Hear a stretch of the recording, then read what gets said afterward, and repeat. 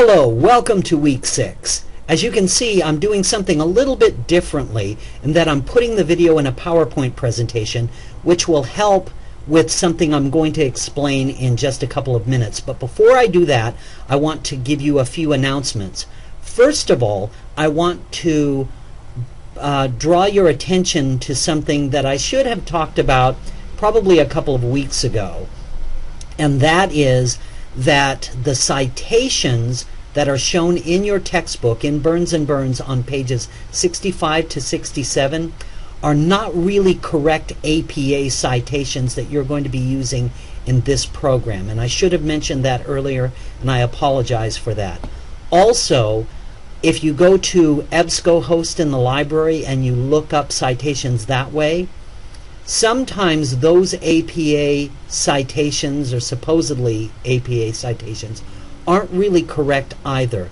And part of the problem is that APA has a particular way of doing capitalization of titles of publications that is a bit different and a little counterintuitive unless you know what it is. And so I'm going to be giving you some references later on, written references in the announcements, so that it'll help you with your APA formatting. And so those of you who have turned in assignments with reference lists and they haven't been completely properly formatted in APA, I'm giving you a pass on all of that, because we'll go into a little bit better detail on how properly cited references in APA are. Also, I want to let you know that I've caught up on my grading. So all of the assignments through week 4 have been graded. You should be able to see those scores. And the assignments that were turned in yesterday for week 5, I'm working on today. So I will be better at being more timely in making sure that your grades are available to you. Also, something that's really major for this week, you're going to notice that when you get into the assignments and into the discussions, that I'm going to tell you not to do discussion 6.2 and that you're supposed to do discussion 4.1 instead.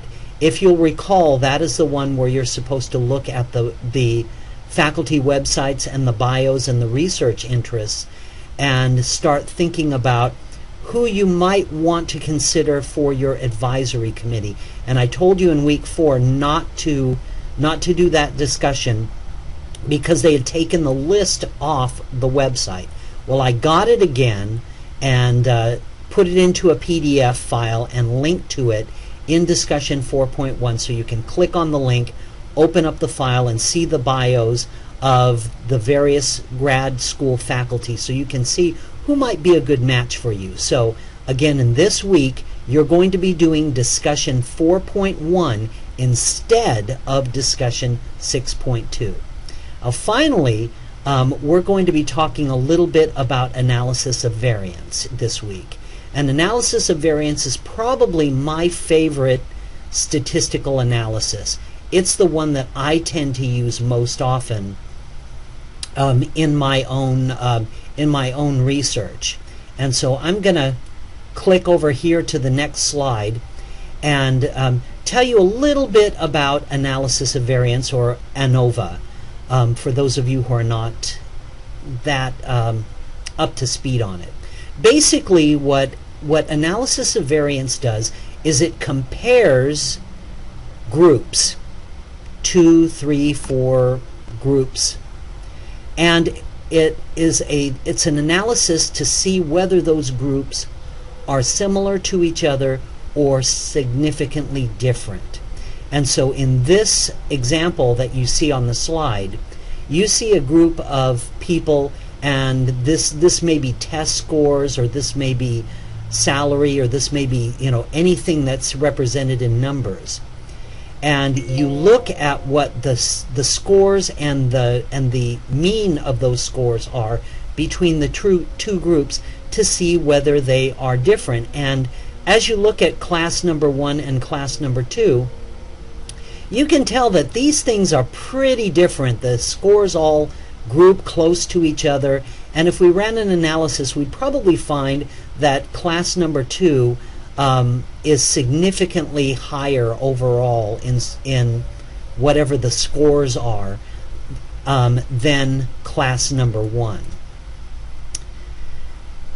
The thing is, what happens when scores don't group really nicely all together? What if the scores are just varied, that you have some high ones, you have some low ones, and you have some ones in the middle?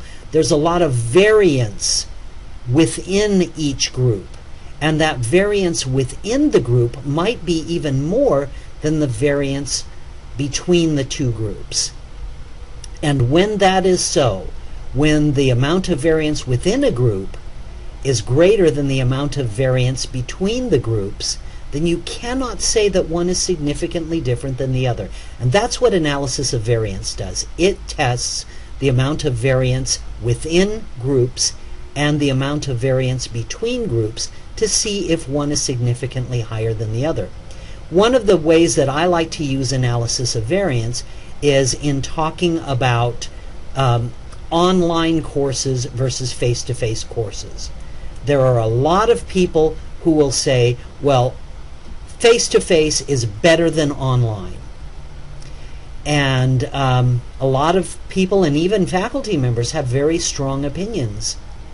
But the problem with that is that we're really talking about an analysis of variance. Are face-to-face classes basically the same? And I can ask you, as people who have taken probably a lot of face-to-face classes, is it true that they have all been the same or extremely similar when it comes to quality? Well, the answer, of course, is of course not. You've had some, and I've had some, great face-to-face classes and some lousy face-to-face classes and a lot in between. So there's a wide variance in quality, and the same is true with online. And so the reason that you cannot say that online is better or worse than face-to-face is just because the amount of variance within face-to-face courses and within online courses is so wide that it's wider than the variance between. And so you cannot say that one is significantly better than the other if there's a whole lot of variance within each group. And that's what analysis of variance does. It tests the amount of variance inside and outside of groups, and then gives you numbers to tell whether or not they're significantly, or whether they're statistically significant. So that's where we're being introduced this week. And so I look forward to interacting with you, and see you in cyberspace.